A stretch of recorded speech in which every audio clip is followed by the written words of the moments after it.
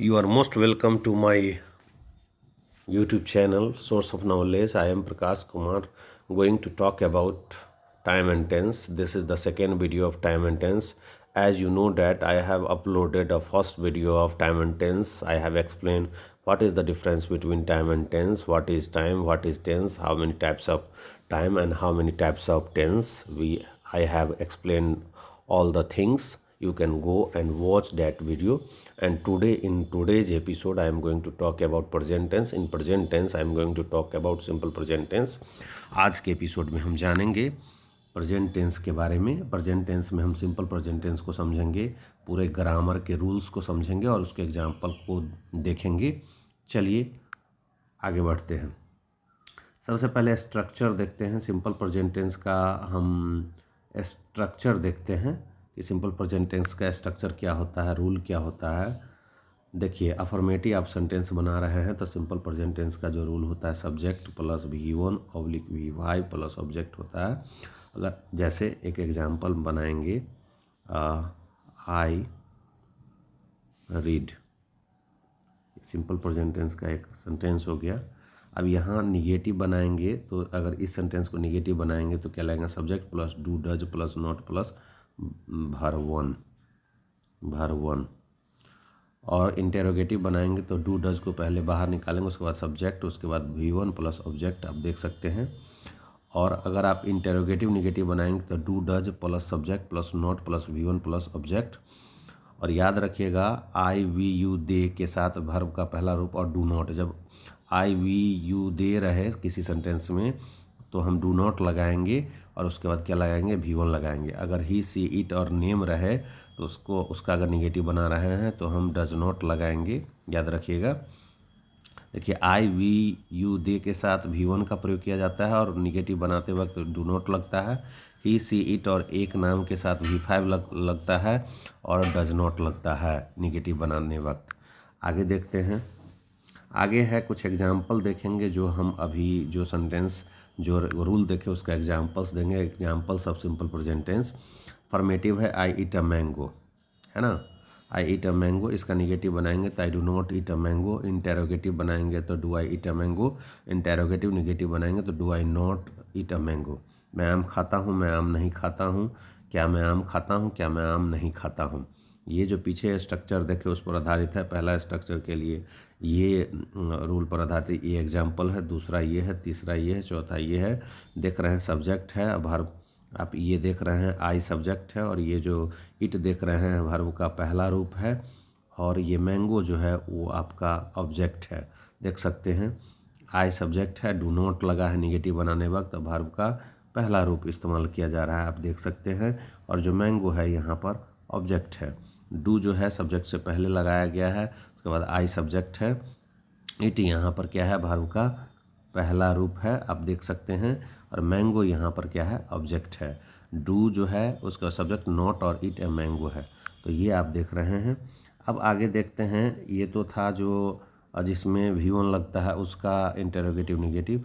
अब जैसे देखिए ही इट्स अ मैंगो, तो इसका निगेटिव बनाएंगे तो क्या हो जाएगा, इसका हो जाएगा ही डज नॉट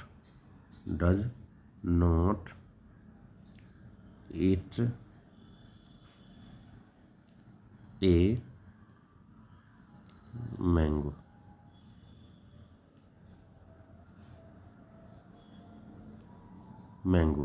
यहाँ देखिए ही के साथ डज नॉट लग गया।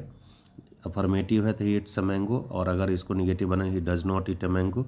इंटेरोगेटिव बनाएंगे तो ये डज बाहर आ जाएगा, does he eat a mango. Interrogative negative बनाएंगे तो does he not eat a mango हो जाएगा। जैसे I play, I do not play, do I play, do I not play. मैं खेलता हूँ, मैं नहीं खेलता हूँ, क्या मैं खेलता हूँ, क्या मैं नहीं खेलता हूँ। She reads, she does not read, does she read, does she not read. इस प्रकार से निगेटिव इंट्रोगेटिव बन सकता है। जैसे हम बोलेंगे Virat pledge cricket, Virat does not play cricket, does Virat play cricket, does Virat not play cricket. जैसे कह you play cricket, you do not play cricket, do you play cricket, do you not play cricket. इस प्रकार से I teach, I do not teach, do I teach, do I not teach. You read a book, you do not read a book, do you read a book, do you not read a book. इस प्रकार से आप बना सकते हैं और practice कर सकते हैं आईना के सामने। चलिए अब देखते हैं कि ये जो आप देख रहे हैं ये सिंपल प्रेजेंट टेंस का इस्तेमाल कहाँ किया जाता है, कहाँ कहाँ किया जाता है सिंपल प्रेजेंट टेंस का इस्तेमाल, उसको हम देखेंगे, जानेंगे। Uses of simple present tense to show present habit, वर्तमान में आदत को बताने के लिए सिंपल प्रेजेंट टेंस का प्रयोग किया जाता है। जैसे the teacher teachers grammar every day, शिक्षक जो है प्रतिदिन व्याकरण पढ़ाते हैं। तो यहाँ आप देख सकते हैं हैव एवरी डे लगा हुआ है, यहाँ टीचर्स V5 का प्रयोग किया गया है, आप देख सकते हैं। और यहाँ टीचर जो है सब्जेक्ट है, आप देख सकते हैं, और V5 का प्रयोग किया गया है।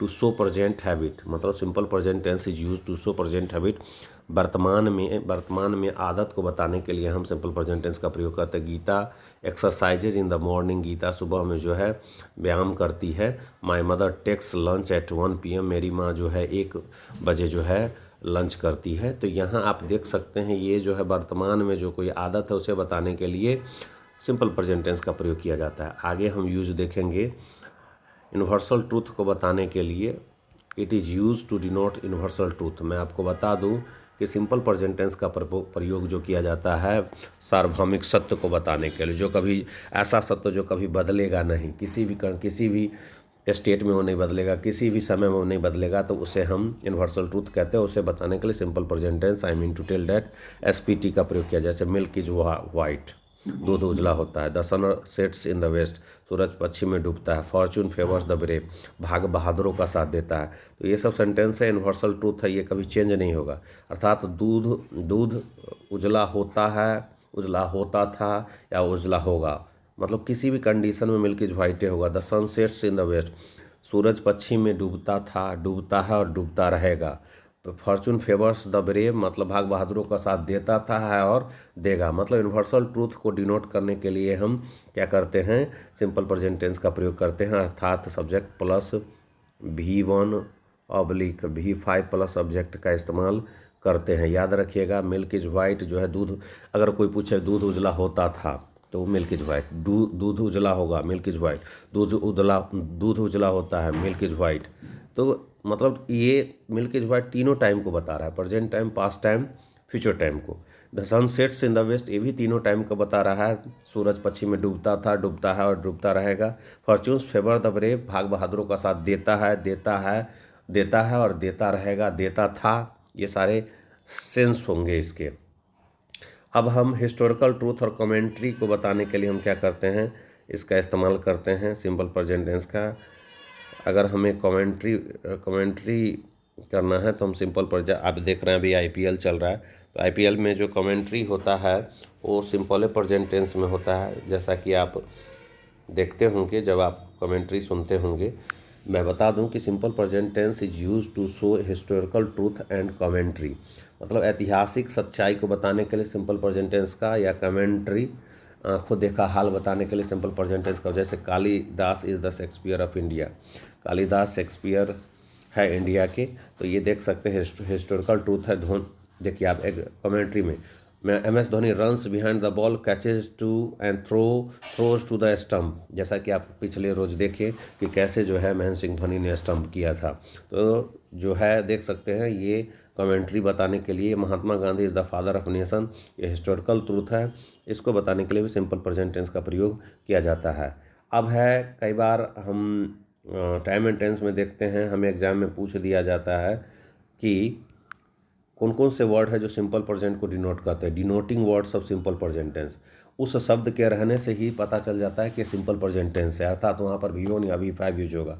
कॉमन वर्ड्स देख लीजिए, अगर आपको किसी सेंटेंस में ऑलवेज दिखे, ऑफेन दिखे, यूजली दिखे, जनरली दिखे, डेली दिखे, एवरी डे दिखे, night, morning, evening, week, month, year, every month, every night, every morning, every evening, every week, every month, every year, ये सारे शब्द अगर आपको दिखे कहीं पर भी तो समझ जाना अगर खाली जगह में पूछा गया कि कौन सा वर्ब फॉर्म आएगा तो वहाँ पर या तो V1 आएगा या V5 होगा। अगर सिंगुलर सब्जेक्ट आएगा तो V5 होगा और प्लूरल सब्जेक्ट आएगा तो V1 होगा। ओकेजनली रहे, रेयरली अगर रहे, seldom, never, hardly, scarcely, habitually, once a month, twice a week, twice a year, ये सारे शब्द अगर आप किसी भी सेंटेंस में दिखे तो याद रखना या तो वर्ब का पहला रूप लगाओगे या नहीं तो पांचवा रूप लगाओगे। क्योंकि ये सारे शब्द जो है सिंपल प्रेजेंट टेंस डिनोट करने वाले वर्ड है। इस शब्द के रहने से ही सिंपल प्रेजेंट टेंस का निर्माण हो जाता है मेरे प्यारे दोस्तों। जैसे एक एग्जांपल देंगे, ही always stands first in the class. मैं फिर से बता दूं कि ये सारे शब्द जो हैं, फिर से देख लीजिए, कॉमन वर्ड्स हैं जो सिंपल प्रेजेंट टेंस को डिनोट करते हैं। Always, often, usually, generally, daily, every day, every night, every morning, every evening, every week, every month, every year, occasionally, rarely, seldom, never, hardly, scarcely, habitually, once a month, twice a day, twice a week, twice a month, twice a year. ये सारे शब्द अगर simple कहीं भी दिखे तो समझ जाना वहाँ पर वर्ब का पहला रूप यूज करेंगे या नहीं तो दूसरा रूप यूज करेंगे। आगे देखते हैं दोस्तों, अगले एपिसोड में हम प्रेजेंट कंटिन्यूअस टेंस की चर्चा करेंगे। कैसा लग रहा है वीडियो ज़रूर कमेंट करेंगे, लाइक करेंगे, शेयर करेंगे।